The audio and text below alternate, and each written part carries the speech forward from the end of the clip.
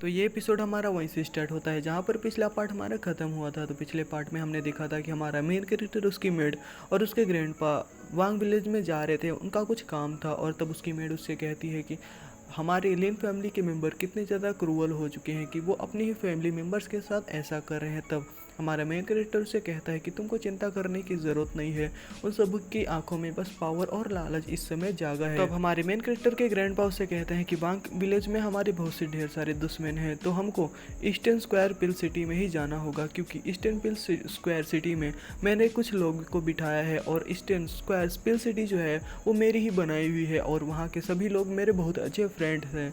तब अपने ग्रैंडपा की बातें सुनकर जाओ फैन उससे कहता है कि ग्रैंडपा, मैं आपकी बातों को हमेशा ध्यान में ही रखूँगा। हम लोग ईस्टर्न स्क्वायर पिल सिटी में ही जाएंगे आपके कहने पर। और अब हमारा सीन शिफ्ट होता है और हमें वांग विलेज का सीन दिखाया जाता है, जहाँ पर कि उन लोगों की कैरेज वांग विलेज में एंटर हो चुकी होती है और वहाँ के जो शॉपकीपर्स और मार्चेंट्स होते हैं वो लोग अपनी शॉप को, मतलब अपने सामान को बेच रहे होते हैं। कोई कह रहा होता है कि यहाँ पर बहुत ही ज़्यादा प्रीसियस और स्ट्रॉन्ग वेपन है, तो कोई वहाँ पर बहुत ही ज़्यादा यूज़फुल मेडिसिन को सेल कर रहा होता है।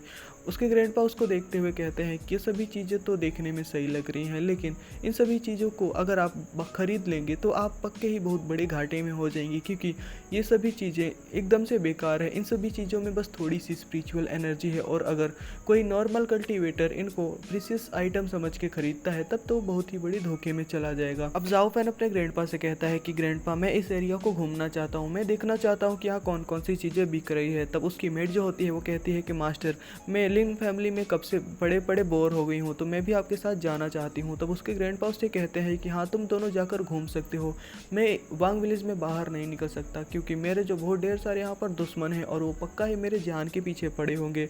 और तब हमारा सीन शिफ्ट होता है और हमें उसी वांग विलेज के स्ट्रीट में दिखाया जाता है। वो सभी मार्केट में घूम रहे होते हैं, वो और उसकी मेट। और तब हमें दिखाया जाता है हमारा मेन कैरेक्टर जाओ फैन स्पिरिचुअल ट्रेजर पवेलियन में आता है और क्या अपने मन में सोच रहा होता है कि स्पिरिचुअल ट्रेजर पवेलियन जो है बहुत ही ज़्यादा रेयर है और इसकी ब्रांच पूरे के पूरे टियानवू कॉन्टिनेंट में फैली हुई हैं और ये बहुत ही ज़्यादा अच्छी जगह है ट्रेजर्स को देखने के लिए। तभी हमें दिखाया जाता है वहाँ एक ब्यूटीफुल लड़की को, जो कि हमारे मेन कैरेक्टर से कहती है कि आपको क्या चाहिए, आप मुझे बता सकते हैं। तब हमारा मेन कैरेक्टर कहता है कि मुझे कुछ नहीं चाहिए, मैं बस यहाँ देखने आया था कि यहाँ पर कितने वैल्यूएबल ट्रेजर्स हैं। और तब हमारा मेन कैरेक्टर तो अपने ख्यालों में होता है, लेकिन उसकी जो मेड होती है वो अपनी किसी चीज़ को चेक कर रही होती है और चेक करते हुए सोच रही होती है कि इस लड़की से मेरा कंपेयर तो किया ही नहीं जा सकता, इसके तो बहुत बड़े हैं। और फिर ये सोचकर वो हमारे मेन कैरेक्टर को, या फिर वो शायद उसी लड़की को मुंह बना रही होती है। तब हमारा मेन कैरेक्टर सोच रहा होता है कि ये इस पवेलियन में भी इतनी अच्छी चीज़ें नहीं बिक रही हैं, ये पवेलियन लोगों को बेवकूफ़ बनाता है, बस इसमें थोड़ी सी स्पिरिचुअल एनर्जी है, लेकिन ये सभी इतने भी वैल्यूएबल नहीं हैं। और तब वहाँ रखे एक स्टोन को उठाकर चेक करने लगता है, कहता है कि ये स्टोन तो बढ़िया दिखने में लग रहा है, लेकिन ये स्टोन में उतनी एनर्जी नहीं है जितनी की एनर्जी एक हेवनली लेवल के स्टोन में होनी चाहिए। तभी हमें दिखाया जाता है वो लोग एक कस्टमर को ठग रहे होते हैं और उसको सामान बेच रहे होते हैं। तब हमारा मेन कैरेक्टर कहता है कि यहाँ वही बेवकूफ़ी लोग आ सकते हैं और वही यहाँ के सामान को खरीद सकते हैं, क्योंकि जो अच्छे और पावरफुल कल्टीवेटर होंगे वो ज़रूरी इस सभी चीज़ों को नहीं खरीदेंगे, क्योंकि वो सभी पहले ही समझ जाएंगे कि ये सभी फालतू हैं। तभी बाहर से कुछ आवाज़ आती है जिसको कि देखने के लिए हमारा मेन कैरेक्टर बाहर जाता है। तभी हमें दिखाया जाता है बाहर एक बंदा किसी बूढ़े आदमी का गला पकड़कर बोल रहा होता है कि तुम्हारी हिम्मत कैसी हुई मेरे साथ गद्दारी करने की और मुझे लूटने की। तब वो बूढ़ा कहता है कि यंग मास्टर, ये जो है सामान है ये 15 सिल्वर टाइल्स का है, क्योंकि मैं आपको ठग नहीं रहा हूँ, क्योंकि मैंने अपनी आंखों से देखा ये जो चीज़ है वो आसमान से गिरी थी। तब वो कह रहा होता है कि कैसी बकवास कर रहे हो, ऐसी कोई चीज़ आसमान से कैसे गिर सकती है। तभी वहाँ खड़े दो लोग आपस में बात करने लगते हैं। पहला वाला कहता है कि ये लड़का जो है वो मो फैमिली से है, जो कि बहुत ही ज़्यादा स्ट्रॉन्ग फैमिली है। तो दूसरा वाला कहता है कि कैसी फैमिली, ये सभी लोग एक बूढ़े आदमी को तंग कर रहे हैं। तब दूसरा वाला उससे कहता है तुमको नहीं पता क्या मो फैमिली के बारे में, तुम उनके बारे में बुला भला बोलेगे तो पक्का ही तुम्हारी जान चली जाएगी। तभी वो मो फैमिली का बंदा उस बूढ़े आदमी को मारने वाला होता है, लेकिन उसका हाथ कोई आकर वहाँ पकड़ लेता है और वो और कोई नहीं हमारा मेन कैरेक्टर होता है, जिसको कि देखकर वो मो फैमिली वाला बंदा बहुत ही ज़्यादा शौक हो जाता है, क्योंकि वो हमारे मेन कैरेक्टर जाओ फैन को पहचान रहा होता है। और तब हमारा मेन कैरेक्टर जाओ फैन मो फैमिली के मेंबर से कहता है कि तुम कैसे आदमी हो, तुम एक बूढ़े आदमी को परेशान कर रहे हो। तब हमें पता चलता है कि उस बंदे का नाम मो टैंग होता है। उससे आगे कहता है कि मुझे तो लगा ही था कि मो फैमिली के जो मेंबर होते हैं वो कमज़ोरों को परेशान करते हैं। तब वो मो फैमिली वाला बंदा हमारे मेन कैरेक्टर जाओ फैन से कहता है कि हाँ, मैं किसे देख रहा हूँ, जीनियस जाओ फैन को। अरे तुम जीनियस अभी कहाँ रहे, तुम्हारा तो डेंटियान टूट चुका है, तुम तो भी ट्रेस हो।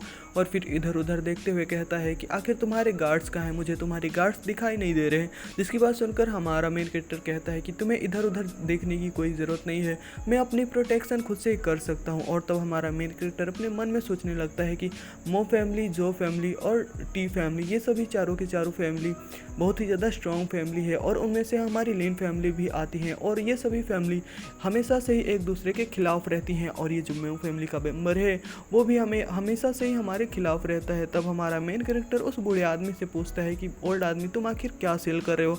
तब वो ओल्ड मैन वो जेड को देता है, जिसे देखकर हमारा मेन कैरेक्टर बहुत ही ज़्यादा शौक हो जाता है और कहता है कि ये तो हेवनली लेवल का जेड है, ये तो बहुत ही ज़्यादा प्रीशियस होता है, ये जेड तो सिर्फ गॉड लेवल में पाया जाता है और गॉड लेवल में भी इस जेड की कीमत बहुत ज़्यादा होती है, किसी ट्रेजर से कम नहीं होती इस जेट की कीमत। और तब हमारा मेन कैरेक्टर उसको सेंस करता है और पता करता है कि हाँ, सच में ये तो हेवनली लेवल का जेड होता है। हमारा मेन कैरेक्टर मोटियांग के ऊपर ध्यान नहीं दे रहा होता, जिस पर मोटियांग चिढ़ते हुए कहता है कि तुम्हारी हिम्मत कैसे हुई, मैं भी यहाँ हूँ और तुम सभी लोग मुझको इग्नोर कर रहे हो। और ऐसा कहकर वो हमारे मेन कैरेक्टर जाओ फैन के ऊपर पीछे से अटैक करने की कोशिश करता है, जिस पर उसकी मेड हमारे मेन कैरेक्टर को बोलती है कि मास्टर अपने पीछे देखिए, मो फैमिली का मेंबर आप पर अटैक कर रहा है। तब हमारा मेन कैरेक्टर कहता है कि मैंने कभी एक्सपेक्ट नहीं किया था कि मो फैमिली के मेंबर पीछे से अटैक करते हैं। और तब हमारा मेन कैरेक्टर अपनी जगह से हट जाता है, जिससे कि मोटियान का अटैक वेस्ट हो जाता है। और तब हमारा मेन कैरेक्टर मोटियान के पीछे जाता है और अपनी एनर्जी को रिलीज करते हुए मोटियान के ऊपर एक जोरदार अटैक करता है, जिससे कि मोटियान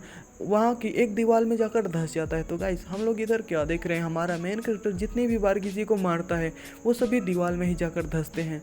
और तब मोटियान खांसने लगता है और उसके मुंह से ब्लीडिंग भी होने लगती है और उसकी हालत भी ख़राब हो जाती है। और तब हमारा मेन कैरेक्टर उसके पास आता है और कहता है कि अब तुमको कैसा लग रहा है, तुमको पता चला कि किसी कमज़ोर को बुली करना क्या होता है। तब मोटियान हमारे मेन कैरेक्टर से पूछता है कि आखिर तुम कैसे इतने स्ट्रॉन्ग हो गए, तुम तो क्रिपल हो चुके थे ना, तो तुम्हारे पास इतनी पावर बची कैसे। तब हमारा मेन कैरेक्टर उससे कहता है कि तुम कैसी बकवास कर रहे हो, गार्ड्स की तो ज़रूरत तुम्हें है, क्योंकि तुम एक कुत्ते की तरह कुछ भी नहीं हो, तुम्हारा कल्टीवेशन बहुत ही ज़्यादा लो है। तब वो जो ओल्ड मैन होता है जिसकी की जान हमारे मेन कैरेक्टर ने बचाई होती है, वो हमारे मेन कैरेक्टर से थैंक यू बोलता है। तब हमारा मेन कैरेक्टर कहता है कि तुमको थैंक यू बोलने की ज़रूरत नहीं है। और तब हमारा मेन कैरेक्टर अपने मन में सोचने लगता है कि ये जो हेवनली लेवल का जेड है ये तो गॉड वर्ड से आता है और गॉड वर्ड में भी इसकी कीमत बहुत ही ज़्यादा होती है, किसी ट्रेजर से कम नहीं।